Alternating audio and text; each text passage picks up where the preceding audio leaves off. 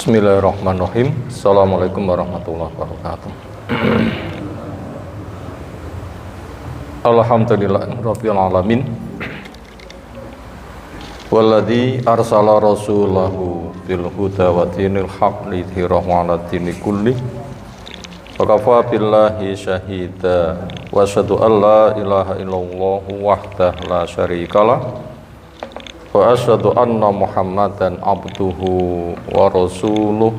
Allahumma shalli ala Muhammad wa ala alihi wa ashabihi wa man tabi'ahum bi ihsanin ila yaumiddin. Ya ayyuhalladzina amanu taqullaha haqqa tuqatih wa la tamutunna illa wa antum muslimun wa ba'du. Wa inna asdaqal hadisi kitabullah wa khairal hadyi hadyi Muhammadin sallallahu alaihi wasallam wa syarrul umuri muhdatsatuha fa inna kulla muhdatsatin bid'ah wa kulla bid'atin dhalalah wa kulla dhalalatin finnar. Ayolah ikhwah akramana subhanahu wa ta'ala, seolah kita masuk bab yang ke-64 dari kitab Tauhid At-Tamimi oleh Al-Imam Muhammad Ibnu Abdul Wahhab rahimahullahu ta'ala, tentang larangan bersumpah mendahului Allah.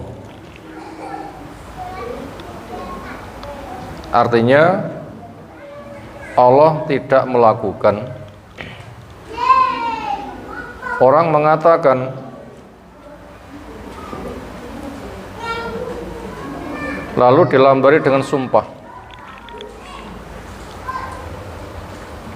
Kita ulang, Allah tidak melakukan. Tapi ada orang mengatakan sesuatu yang Allah tidak lakukan, ia lambari dengan sumpah. Berarti kalau begitu dia mengatakan sesuatu tidak ada ilmu. Allah belum bikin ketetapan, dia sudah membuat ketetapan. Orang membuat ketetapan, Allah belum, itu saja sudah salah. Apalagi malah dilambari dengan sumpah. Terus pun disalah, tambah besar.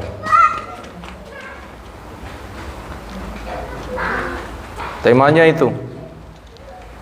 Untuk menjelaskan bab ini, mu'alif penyusun buku rahimahullah ta'ala menukilkan sebuah hadis sahih riwayat Muslim dari Jundub bin Abdillah radhiyallahu anhu, menuturkan bahwa Nabi SAW dawuh, qala rajulun, ada seseorang berkata. Berarti Nabi menyampaikan kisah. Dan kisah ini tidak terjadi di masa Nabi SAW, tetapi terjadi di masa sebelumnya, yang biasa dikenal dengan kisah Israiliyat. Israil itu nama dari Nabi Yakub alaihissalam, cucu Nabi Ibrahim. Isra itu Abdul, Il itu Allah. Israel berarti Abdullah. Bani Israel anak turunnya si Abdullah, anak turunnya Nabi Yakub alaihissalam. Dikenal mereka sebagai pengikut Yahuda, namanya Yahudi. Anak tertua dari Nabi Yakub yang membuat rekayasa hendak membunuh Nabi Yusuf. Ada yang mengusulkan buang saja.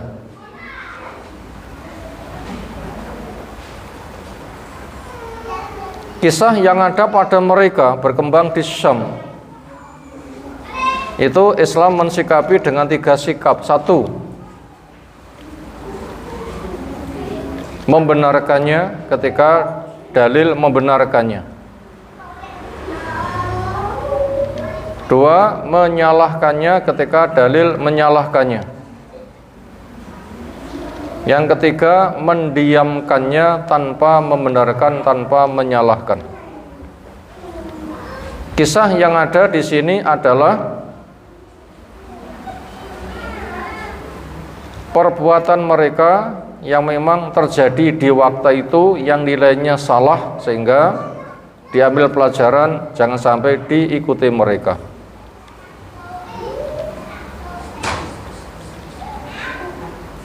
Apa isinya?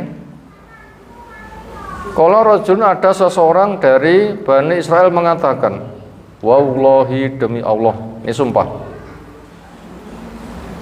la yaghfirullahu, Allah tidak mengampuni li fulanin, untuk si fulan.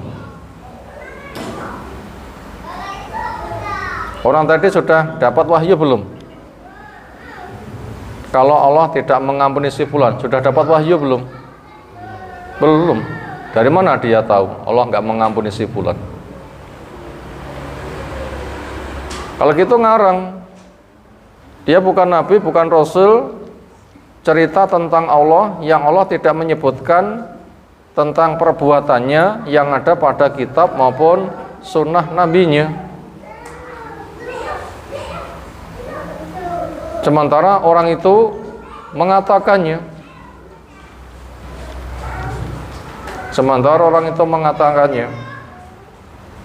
Allah tidak mengampuni kepada si fulan. Pertama ngarang. Yang kedua masuk kepada kewenangan milik Allah. Yang ketiga dilambari dengan sumpah. Apalagi sumpahnya untuk hasil karangan. Oh, kalau begitu letak salahnya bertumpuk-tumpuk. Yang pelajarannya, kamu jangan semisal mereka. Faqala Allah, maka Allah memberikan jawaban. Allah Azza wa Jalla memberikan jawaban kepada perilaku orang tadi. Man, ayo sapa? Za, punya mana hadza? Sapa wong iki? Alladzi yang ia ta'ala bersumpah alayya, atas nama saya. Allah akhira, bahwa saya tidak berkenan mengampuni li fulanin, untuk si fulan. Sapa sing sumpah ngono mangkae? Dia sumpah demi Allah, Allah enggak mengampuni kepada si fulan. Ayo sapa wong kemengkae? Ini Allah mengingkari kepada orang tadi. Lalu Allah mengambil sikap, ini sesungguhnya saya qad ghafartu lahu, sungguh memberi ampun buat dia. Orang yang dikatakan Allah tidak mengampuni dia, justru dia malah yang saya ampuni. Wa ahbatu, dan saya gugurkan amalaka, amalmu. Hei fulan, kamu kok muni ngono? Katanya saya tidak mengampuni si fulan, justru kamu yang saya gugurkan amalmu, dia malah saya ampuni. Rawahu Muslim.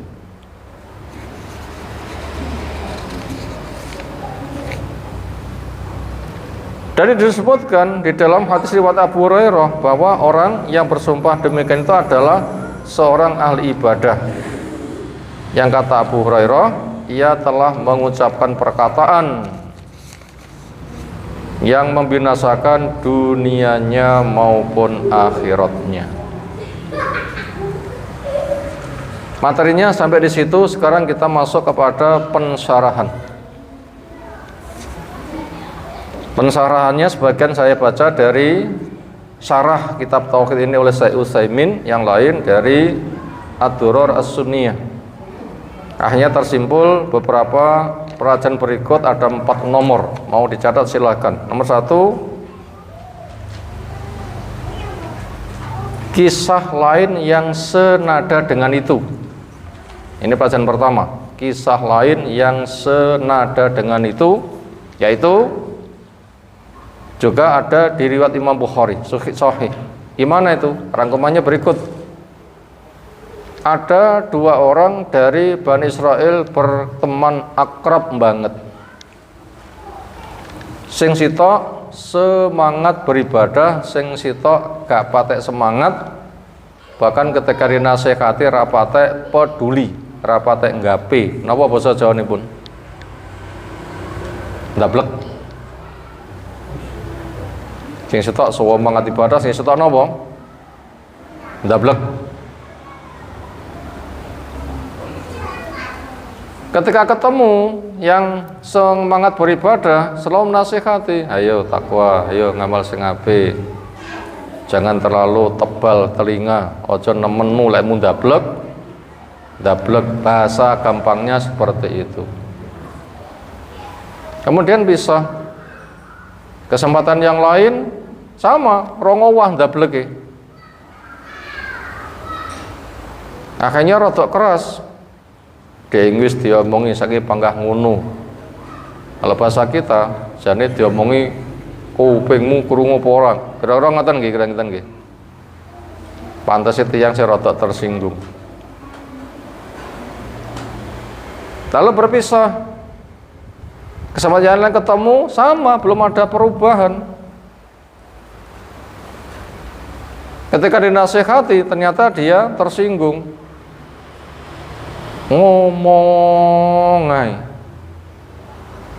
Emangnya kamu itu ditugasi jadi pengawas saya ya? Cetuk ngono. Emangnya kamu itu pengawas saya ya? Wah, tingonone malah nawa nesu. Lah pas nesu niku ngomong, wong kaya awakmu nggak mungkin diampuni oleh Allah, bahkan dengan sumpah. Senada itu hadisnya, kisahnya senada. Akhirnya ketika keduanya sama-sama mati, lalu Allah menghisapnya, maka yang dituduh katanya Allah tidak mengampuni, ternyata Allah malah mengampuninya. Kenapa? Salahnya bukan kesyirikan, dan pengampunannya itu kembali kepada Allah. Mungkin Allah mengampuni, mungkin Allah menghukum. Lihat kondisinya. Kewenangan itu milik Allah SWT. Karena dosa selain syirik itu berada pada masyiah Allah. Sebagaimana Allah berpesan, innallaha la yaghfiru ayyushraka bihi wa yaghfiru ma dzuna dzalika liman yasha. Allah tidak berkenan mengampuni dosa bila itu bentuknya kesyirikan.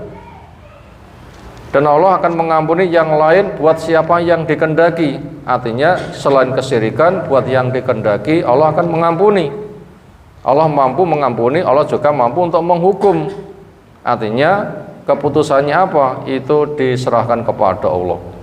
Nah ternyata ndableknya orang tadi itu bukan masuk kepada apa? Kesyirikan. Ya wong iso salah, tapi itu bukan syirik. Nah, itu berada pada masyi Allah SWT. Ternyata dia malah diampuni. Satunya yang ngomong, wong kaya awakmu gak pantas diberikan ampunan oleh Allah. Atau bahasa yang lain, orang kaya kamu tidak pantas sebagai penduduk surga. Ternyata wong sing ngomong kayak begitu, malah dia yang ditempatkan pada tempatnya orang yang dia semula belum dimaafkan. Gini sing ndablek neraka, ternyata dia diampuni enggak situ mlebu. Kaya awakmu pantes surga, tapi awakmu muni ngono, enggak situ awakmu malih nggeni wong mang. Itu senada dengan bahasa yang lain, siapa yang mengkafirkan pada orang lain sementara dia yang dikafirkan tidak kafir, maka derajat kekafiran dikenakan kepada yang mengkafirkannya. Nah, makanya tidak boleh yang seperti itu. Itu tadi pelajaran pertama, kisah lain berkaitan dengan hal di atas. Karena nomor dua, kita akan mengenal arti sumpah. Napa bahasa Arabipun sumpah? Muradifnya, sinonimnya, kata-kata lain yang lafadznya beda tetapi maknanya sepadan. Napa mawon? Satu, yamin. Dua, aliyatun. Tiga, halaf. Empat, kosam. Empat kata itu maknanya sama. Yamin, al-yatun, khalaf, dan qasam. Itu maknanya sama. Bahasa kita adalah sumpah. Sumpah itu apa? Makna bahasa sumpah adalah pengokoh dengan menyebut nama Allah. Pengokoh dengan menyebut nama Allah. Itu makna bahasa dari arti sumpah. Mana istilah ta'kitu syai' bi dzikril mu'azzam bi ahadi adatil halaf. Itu ketika didefinisikan ta'kitu syai' bi dzikril mu'azzam bi ahadi alati halaf, mengokohkan sesuatu dengan disebut nama yang diagungkan sebagai jaminan, dengan disebutkan salah satu dari alat sumpah. Mengokohkan sesuatu dengan disebutkan nama Allah yang diagungkan sebagai jaminan, dengan disebutkan salah satu dari alat-alat sumpah. Alat sumpah bahasa Arab itu ada wawu, ba, ta. Wawu semisal wawullahi, ba semisal billahi, ta semisal taullahi. Bahasa kita sama, demi Allah.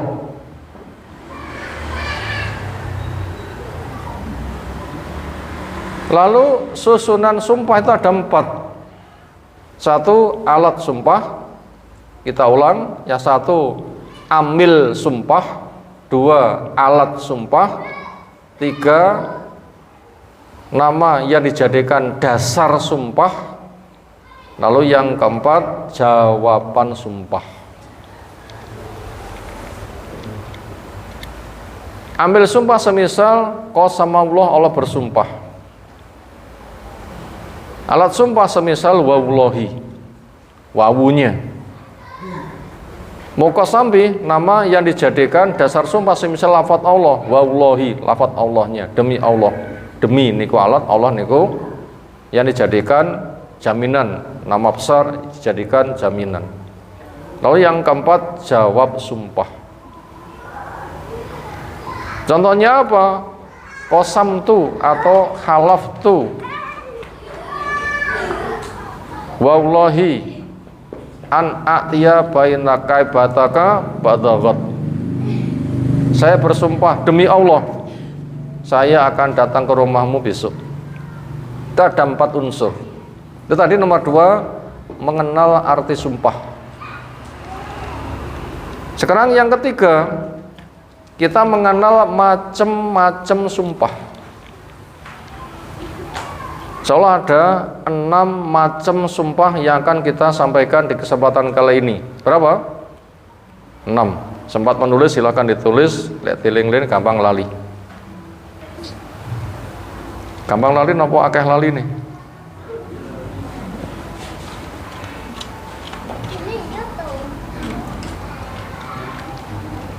Yang pertama, sumpah penghalus bahasa. Sumpah penghalus bahasa. Tadi ada 3 dalil yang sudah saya kirimkan di grup. Semisal Al-Baqarah yang ke 225. La yu'akhidullahu billaghwi fi aimanikum walakin yu'akhidukum bima kasabat qulubukum wallahu ghafurun halim. Al-Baqarah 225. La yu'akhidukum, Allah tidak menuntut kepada kamu billaghwi, sesuatu yang bersifat sia-sia, fi amanikum, dalam sumpahmu. Sumpah yang tidak diniati sumpah, yaitu sumpah untuk menghaluskan bahasa, itu tidak dituntut. Napa contohnya pun? Ngantuk ya? Oh, demi Allah. Kok ngesas-ngesas kepedesan ya? Oh, demi Allah. Itu orang Arab biasa kayak begitu. Kita sami ketinggalan boten-boten nggih bahasa ngoten niku nggih. Itu namanya sumpah yang enggak dituntut, itu sebatas untuk menghaluskan bahasa. Tetapi ya Allah tuntut Walakin yu'akhidukum, tetapi Allah akan menuntut bima kasabat qulubukum, apa yang hatimu mantap untuk melakukan penguat. Wallahu ghafurun halim, Allah itu maha pengampun lagi maha penyantun.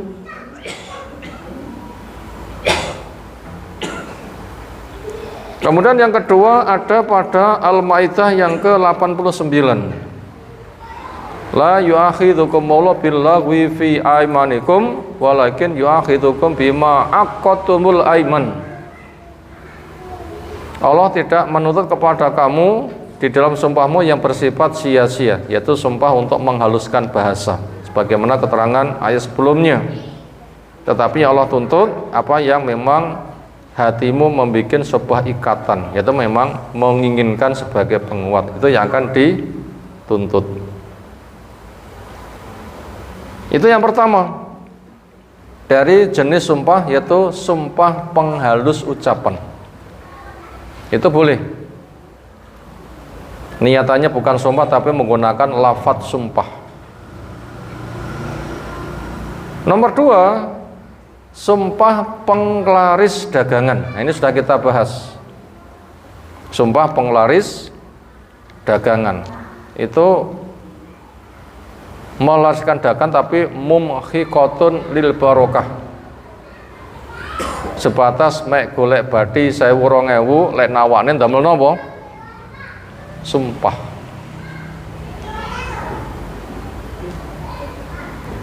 Itu ndak boleh itu. Mungkin wis kesoren selak waktu nentek barangnya ra payu-payu, kemudian diobral supaya wong tertarik ndamel sumpah, demi Allah dagangan murah, demi Allah dagangan murah. Biasanya jepuke bathi 5000, iki mek 1000 wae, demi Allah murah, murah, murah, murah. Mek nggih ngenteni dagangan penglaris ndamel napa? Sumpah senada dengan itu. Maka sumpah seperti itu termasuk sumpah yang tidak beradab. Nama besar sebatas ngikolek bathi titik. Bukannya itu dosa tetapi enggak ada barokahnya. Bukannya itu dosa tapi enggak ada barokahnya. Atau dosa hukumannya barokahnya dihapus. Dosa hukumannya apa? Barokahnya dihapus, sehingga enggak berkah. Berkah niku nggih ibarate tiang dahar ora wareg ngoten nggih. Nanti tak 5 piring panggah enggak wareg. Wareg. Kenapa? Berkahnya dicabut. Nah, senada dengan itu. Makanya kaya enggak pernah merasa puas, kaya enggak bisa beramal soleh. Mampu tapi enggak bisa berbuat, itu contoh berkahnya dihapus, waktunya habis, enggak ada karya. Itu jenis sumpahnya nomor 2, penglaris dagangan. Yang nomor 3, sumpah merampas hak. Sumpah untuk merampas hak. Nah, itu juga sudah saya sebutkan dalilnya. Hadisnya adalah sahih. Isinya man halafa ala yaminin sabrin ala yamini sabrin yaktatu biha malam ri'in muslimin laqiyallahu wa huwa alaihi ghadban. Barang siapa yang sumpah dengan sebuah sumpahan, namanya sumpah sabar, jelas salah, diancam neraka, mestinya melayu, tapi dia menahan diri, ora oleh, ini mandek, ini jenenge sumpah sabar. Biasanya tiang boten sabar niku melayu, nek sabar berarti mandek. Namanya sumpah sabar, artinya ngerti salah, kudune ditinggalkan, tapi panggah ngengkel salah, itu namanya sumpah sabar, yaminus sabrin. Siapa yang sumpah dengan sumpah kesabaran, artinya itu tidak boleh terancam neraka, tapi panggah ngengkel, berarti menyabarkan diri untuk tinggal di neraka. Ya Allah katakan, fama asbaru malanar, dua alangkah sabarnya mereka di neraka. Ia gunakan sumpah itu yaktatiu biha, ia rampas dengannya malam rin muslimin, hartanya orang Islam. Nah, perlu ke pengadilan sampai dia kokohkan dengan sumpah. Resikonya apa? Sumpah yang kayak begitu. Laki Allah wa huwa alaihi ghadban, dia akan ketemu kepada Allah di mana Allah nanti akan murka kepadanya. Berarti dosanya ditunda di akhirat. Enggak digugurkan di dunia. Kenapa? Enggak tobat masalahnya. Dan juga tidak maaf kepada yang dikorbankan, makanya itu dosanya dibawa ke akhirat. Maka dosa kayak begitu tidak bisa gugur dengan sholat, zakat, puasa, haji, dan musibah-musibah. Kenapa? Berkait kepada orang yang dikorbankan dan belum minta maaf, maka akan dibawa di depan Allah untuk diadili di sana. Keputusannya Allah akan murka kepadanya. Fa'anzalallahu tasdiqa dzalika, maka Allah menurunkan pengokoh. Sumpah sabar itu haram. Sumpah untuk merampas harta orang demi Allah itu milik saya, padahal itu bukan. Di Al-Imran 77, innalladzina yashtaruna bi'ahdillahi wa imanim samanan qalila. Sesungguhnya orang yang menukar janji dan sumpah, janji Allah dan sumpah mereka sebatas untuk mencari harga yang sedikit, maka mendapatkan resiko begini-begini, yaitu disebutkan di hadis tadi, Allah murka kepadanya. Itu tadi jenis sumpah yang nomor 3, yaitu sumpah untuk merampas hak orang lain. Entah engkel-engkelan dewi atau dibawa ke pengadilan, ya sama saja. Kemudian yang keempat, sumpah penguat. Ini yang boleh. Yang keempat, sumpah penguat. Ini yang boleh. Yaitu ada perkara-perkara penting atau yang diajak bicara ragu, padahal perkara itu butuh untuk disukseskan. Sehingga yang ragu hilang keraguannya, sehingga nanti ikut mendukung mensukseskannya. Itu namanya sumpah yang boleh. Tapi di situ ada kriterianya. 1, wongnya jujur. Yang kedua, perkaranya penting. Atau yang diajak bicara ragu. Yang ketiga, harus menggunakan nama Allah, tidak boleh menggunakan nama selain dari nama Allah, harus menggunakan nama Allah. Itu yang ketiga.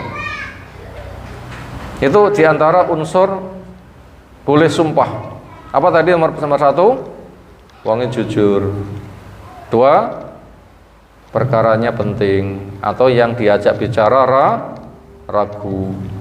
Yang ketiga, harus menyebut nama Allah. Ini syaratnya. Sumpah yang diperbolehkan. Napa kasus sih? Kasus perkara di pengadilan. Karena hakim tidak tahu, makanya cari saksi supaya hakim mantap memutuskan, diminta untuk sumpah. Sambil diwanti-wanti jujur, makanya ben tenanan dipaksa untuk bersumpah. Bila tidak jujur, resikonya ngene. Ngeden-ngeden ben jujur tenanan. Makanya sumpah untuk kasus seperti itu adalah boleh. Atau yang lain, sistem pengajaran untuk menjinakkan hati orang yang disampaikan ilmu biar perhatian. Semisal itu Nabi sering memegang sahabatnya, entah salaman, memegang pundak sambil dikatakan, semisal, hei Mu'ad, saya mencintaimu demi Allah. Senada dengan itu, bila memegang senggolan kulit, ya laki dengan laki, perempuan dengan perempuan, atau bila itu mahram boleh. Sambil jabat tangan memegang pundaknya atau sambil memeluknya diungkapkan, demi Allah saya mencintaimu. Ini di dalam sistem penyampaian ilmu boleh menggunakan sumpah.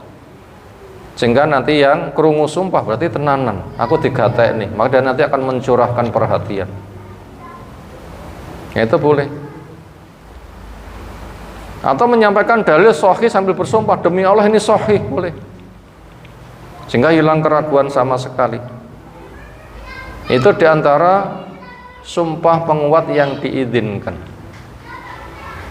Sekarang yang keempat, yang kelima ya. sumpah untuk meninggalkan tatawwu. Sumpah untuk meninggalkan tatawwu. Napa tatawwu niku? Memperbanyak amal ketaatan. Sing wajib-wajib wis entek, sementara dia itu pengen memperbanyak ketaatan. Makanya ketaatan yang ia kerjakan sementara enggak diwajibkan, cuma ada tuntunannya, niku jenenge napa? Tatawwu.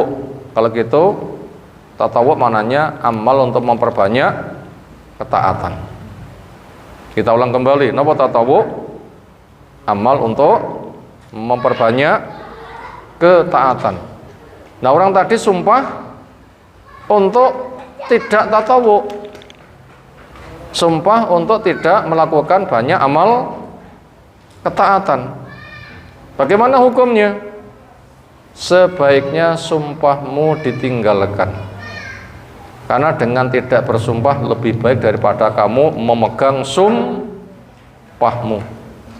Nah, ini kasus peristiwanya ada di surah An-Nur ayat yang ke-22. Allah firmankan, wala ya'tali ulul fadli minkum was-sa'ah ayyutu uli qurba wal masakin wal muhajirin fi sabilillah wal ya'fu wal yasfahu ala tuhibbuna ayyaghfirallahu lakum wallahu ghafurun rahim. Wala ya'tali, aja sumpah ulul fadli minkum, orang yang memiliki rezeki turah,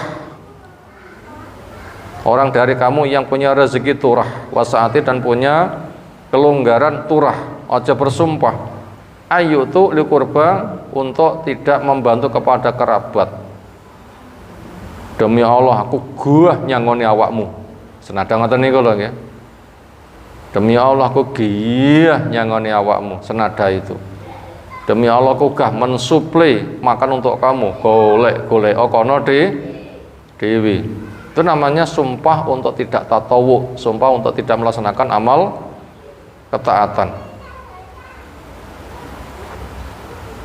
Untuk tidak memberikan bantuan kepada kerabat, wal masakin, orang miskin, wal muhajirin, orang muhajir fisabilillah, maka kepada mereka dianjurkan wal yafu, banyaklah memberikan maaf, wal yasfahu, banyaklah berlapang dada. Kenapa?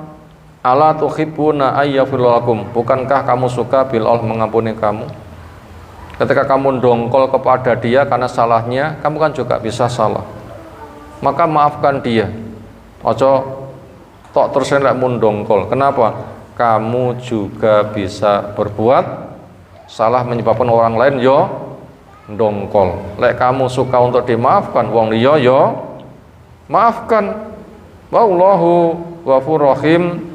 Nah, tidakkah kamu suka Allah memberikan maaf kepada kamu? Allah itu Maha Pengampun lagi Maha Penyayang. Napa kasus peristiwa akhirnya Allah turunkan ayat niki? Sing sumpah niki Abu Bakar. Sinten? Abu Bakar radhiyallahu anhu. Napa kasusnya? Abu Bakar niku gadah kerabat sing makannya dibantu. Sing makannya niku dibantu. Sinten? Mistah. Niku kerabatnya Abu Bakar sing miskin, yang Abu Bakar membantu makan. Di mana Mistah punya kelebihan, yaitu pernah ikut perang Badar. Abu Bakar kepada Mistah nesu, pegel, loro atine, bahasa gampangnya gitu. Napa salah Mistah? Karena ikut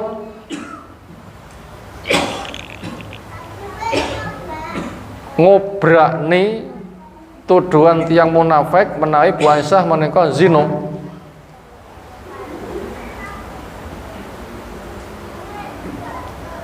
Ya mungkin pantas sih Aisyah putra Abu Bakar, Mistah dibantu makan dan juga ada kerabat, lene isu miring bentuk terima kasihmu, ya saurane awakmu menang wae. Wis makane dibantu ki kerabatmu dhewe, berita ngono dadak melu ngeramek nih. Napa basa Jawane? Melu ngobrak-ngobrak nih ngoten nggih. Akhirnya Abu Bakar itu dongkol. Akhirnya ketika ketahuan, Allah turunkan ayat Bu Aisyah bersih.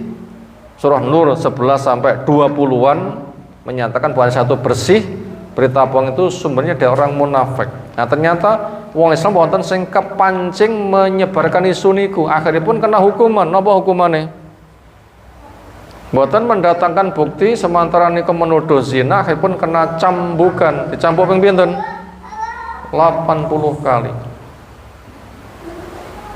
Berarti nggih nama Abu Bakar ikut tercoreng. Kenapa? Keluarganya kena kasus. Makanya Abu Bakar itu ndongkol dan bersumpah, demi Allah saiki aku giyah nyumbang awakmu. Itu namanya sumpah untuk tidak melakukan tatawwu. Maka Abu Bakar mendapatkan teguran ayat itu. Wong sing duwe rezeki longgar, fasilitas longgar, aja sumpah untuk tidak memperbanyak amal ketaatan. Sementara mereka kan butuh dibantu, miskin, orang lain atau kerabatmu, jaga muhajir. Kamu kan juga bisa salah. Maafkanlah, lapanglah. Bila kamu salah dimaafkan, suka kan? Iya, nah maka daripada ngapuronen. Allah itu Maha Pengampun lagi Maha Penyayang. Nah makanya itu nanti akan disampaikan apa? Kafarah tebusan nih. Napa tebusannya sumpah yang dicabut? Niku mangken wonten Al-Maidah wau sampeyan kita waca sing ayat 89. Al-Maidah 89. Apa itu isinya? Di Al-Maidah 89. Disebutkan di situ. Fa kafaratu kafarah dendanya, sumpah dicabut dengan cara membayar denda. Di antara pilihannya it'amu asrati masakin, memberi makan 10 orang miskin. Min ausati ma tut'imuna ahlikum, dari makan sedang yang biasa kamu berikan kepada keluarga. Enggak terlalu lezat juga enggak terlalu aras-arasen, sing sedang-sedang mawon. Au kiswatu atau memberi 10 pakaian orang miskin, au tahraku atau memerdekakan budak. Famalam yaji, siapa yang tidak jumpa fasyamu salasat ayam, puasa selama 3 hari. Itu ada 4 pilihan.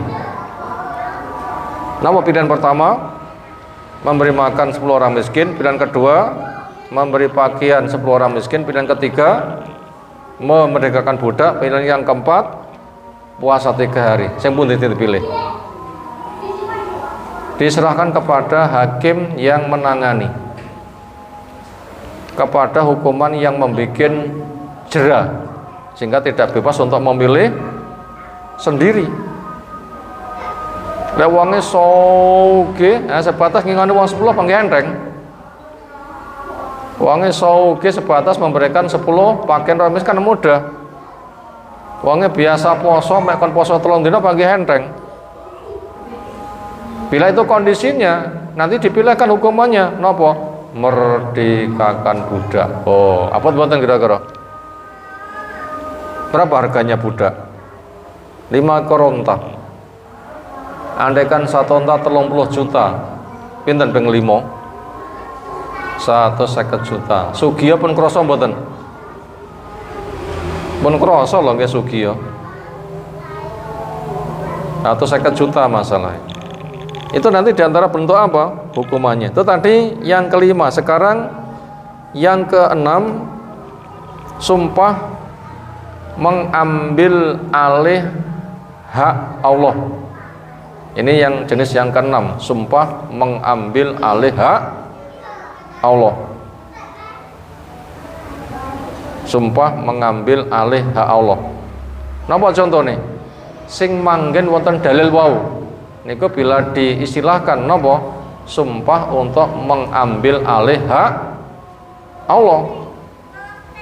Yaitu 2 orang yang berteman, sitok sregep ngibadah, sitok ndablek, cetok nasihati pisah, cetok lagi urung berubah, malih ndongkol, cetok lagi panggah nasihati sing kono rada nyelekit, panggah ngomong, emangnya kamu itu tugas ngawasi saya ya. Oh, nuwesut ngono nih.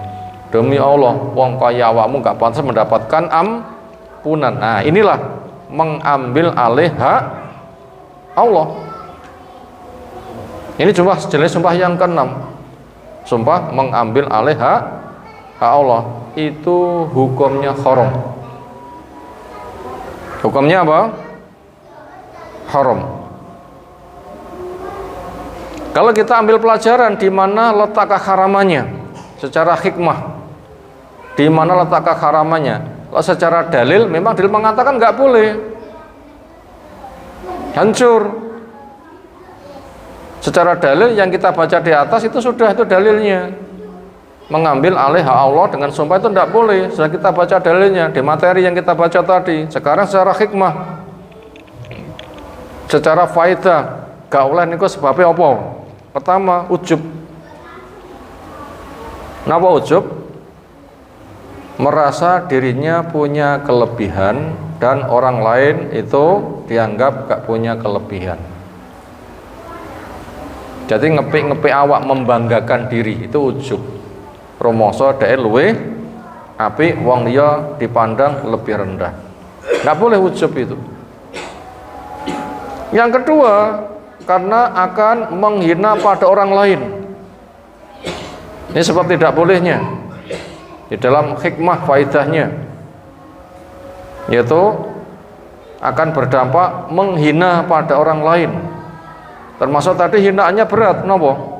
Wong kaya awakmu gak pantas masuk surga demi Allah. Berat mboten penghinaane? Oh, berat banget ngoten niku. Yang kedua, sebab gak bolehnya. Yang ketiga, membuat orang lain putus asa. Yang ketiga, membuat orang lain putus asa. Apalagi orang lain itu orang awam sing memberikan fatwa ngoten niku tiyang sing gadah ilmu. Demi Allah, wong kaya awam gak di ngapura niku saged bunuh diri niku mungkin. Peh, gak di ngapura aku, peh, gak di ngapura aku, peh, gak di ngapura aku. Letian niku kuat saged membunuh kepada juru fatwanya. Napa kisah? Pembunuh 99 orang. Tanya kepada ahli ibadah, bila saya tobat, masih adakah kesempatan saya diterima? Kok enek? Langsung pateni. Ini namanya membuat apa? Orang lain menjadi putus asa. Yang ketiga, membuat orang putus asa. Yang keempat, itu merupakan kesombongan. Ketidakbolehannya kenapa? Karena kesombongan. Sombong itu adalah menolak kebenaran dan menghina pada orang lain. Allah mengatakan nggak boleh, dari panggah ngengkel, berarti nggak direken hukum Allah. Dilekne wong sing ilah juga nggak dihargai. Itu kesombongan. Itu yang keempat. Yang kelima, simbol kebodohan. Jadi tiang simuni ngoten niku termasuk apa? Simbol kebodohan, yaitu terlalu semangat tanpa ilmu. Ini hikmah yang kelima, kenapa itu tidak boleh. Apa itu?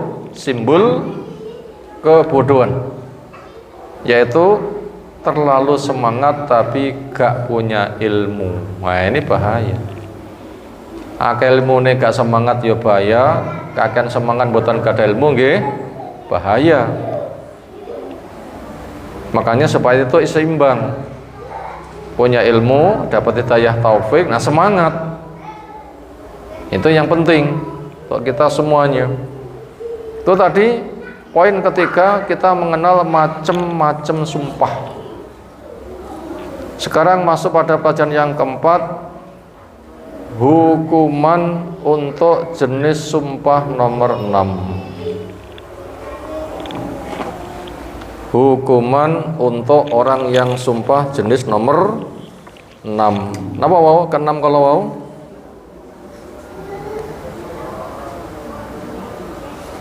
Mengambil alih hak Allah. Nah, wong sing ngoten niku mengke hukumane pun napa? Itu kan haram.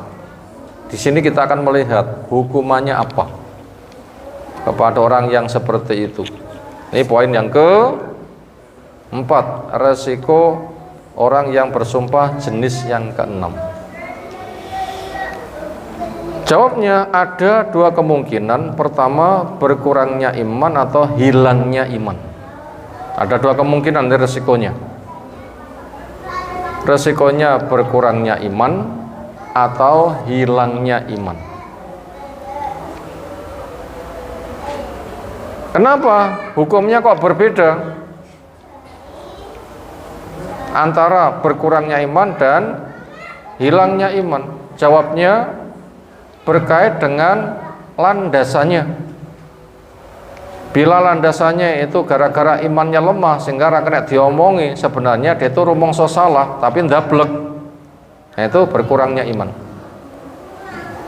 sehingga dia nanti akan dipunis neraka walaupun tidak kekal. Karena dikatakan dia saya ampuni, kedudukanmu saya pindah kepada dia sebelum diampuni. Dengan salah itu dia di neraka, karena saya ampuni nggak jadi masuk, sekarang yang ke neraka kamu. Ngoten niku hukumannya. Cuma itu tidak kekal, tapi neraka berapa hari itu kok. Yang kedua potensinya yaitu lepas iman. Kenapa lepas iman? Apabila dia itu memang mendustakan Allah sehingga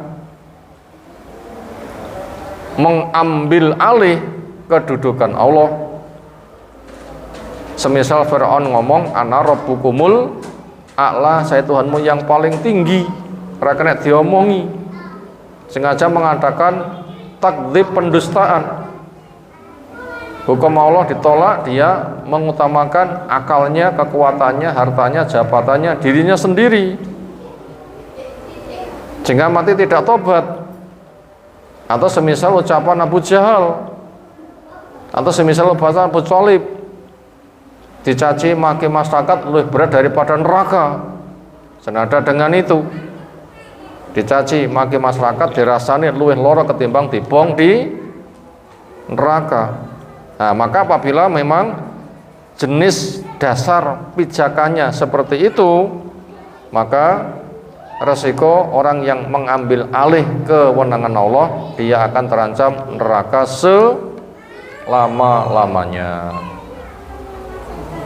Itu tadi dalilnya cuma satu, tapi penjabarannya cukup luas dan itu merupakan perkara penting untuk kita semuanya, sehingga yang menjadi garis bawah ringkasnya supaya terjadi keseimbangan antara ilmu dan semangat. Napa? Terjadi keseimbangan antara ilmu dan semangat. Insyaallah bila itu punya, itulah yang baik. Babe kegedean semangat, nggak punya ilmu, nanti so ngapir-ngapir nih. Punya ilmu nggak punya semangat, ya orang ngamal. Makanya yang indah apa? Terjadi keserasian antara ilmu dan semangat. Ilmunya memadai, semangatnya punya, sehingga nanti akan beramal sebagaimana dituntunkan Nabi SAW, dan itu ikhlas. Itulah profil yang diharapkan. Makanya orang yang mengambil alih hak Allah, semisal di atas, berarti dia bisa rusak ketauhidannya. Demikian yang kita kaji di malam hari ini. Untuk materi berikutnya insya Allah kita kaji waktu yang lain. Semoga Allah berikan ilmu bermanfaat untuk kita semuanya. Ada pertanyaan silahkan. Iya.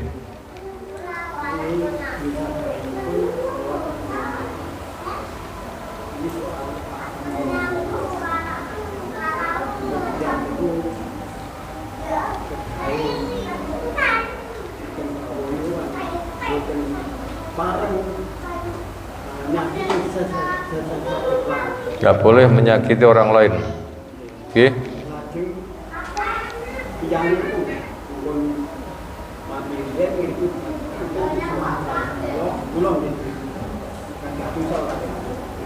Nggih.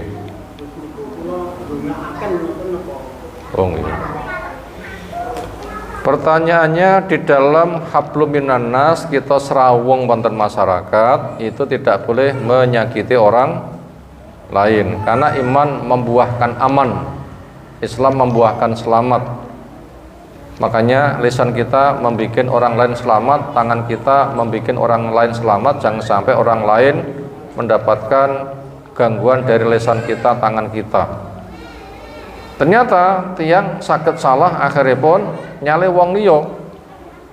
mungkin napa kadang misui napa-napa niku dosa lisan, atau ngerasani, atau mengadu domba, atau membohongi, atau melocokni, itu kan jelas mendolimi. Lah ternyata tiang sing dingoten dereng sempat sing salah nyuwun ngapura, bono sampun ninggal rumiyin ngoten nggih. Niku napa cukup meminta maaf atau mendoakan. Pertama, apabila itu kesalahannya berkaitan ada hak-hak harta, misalnya nyolong nopone, nah itu dikembalikan ben diwaris dening ahli warisi. Menawi kesalahan niku sebatas pribadi mek nglarani atine, terus pun cara meminta maaf. Pertama, datang Allah banyak minta maaf, ya Allah kula gadah zalim, datang ABC, kula badhe nyuwun ngapura jebule dhek sampun mati rumiyin, ya Allah ampuni dosa saya mau meminta maaf kepada dia, tidak bisa. Itu pertama, meminta ampun kepada Allah dulu. Yang kedua, memperbanyak sedekah. Datang sini terserah. Datang masjid saged, fakir miskin monggo. Diupayakan memperbanyak sedekah. Napa tujuane? Sok aku lek dituntun di akhirat muga-muga sedekahku kena tak nggih alasan nambeli salahku. Niku kedua. Jenah contoh sokae mboten kathah. Mungkin jebol telo, mungkin sing sak lengen porong lengen ngoten nggih. Wene tiyang miskin, muga-muga iki dilipat gandakan sok kena tinggi jaminan lek aku dituntut nek kono aku rung di ngapura. Pahalanya untuk jaminan. Perbanyak sedekah. Lalu yang ketiga, banyak mendoakan dia. Ya Allah, siapa yang pernah kudzalimi, maka ampuni dosa-dosa dia. Selagi memang dia itu bukan orang musyrik. Kalau orang musyrik didoakan ampunan tidak boleh. Selagi bukan orang musyrik. Nah, seperti itu. Itu diantara tiga jalan keluarnya. Pertama, di depan Allah tobat. Yang nomor kali memperbanyak sedekah. Nomor tiga, mendoakan kebaikan kepada tiang sing bersangkutan. Apabila mengatakan ada yang lain. Demikian kita cukupkan. Subhanakallahumma bihamdika asyhadu an la ilaha illa anta astaghfiruka wa atubu ilaik. Assalamualaikum warahmatullahi wabarakatuh.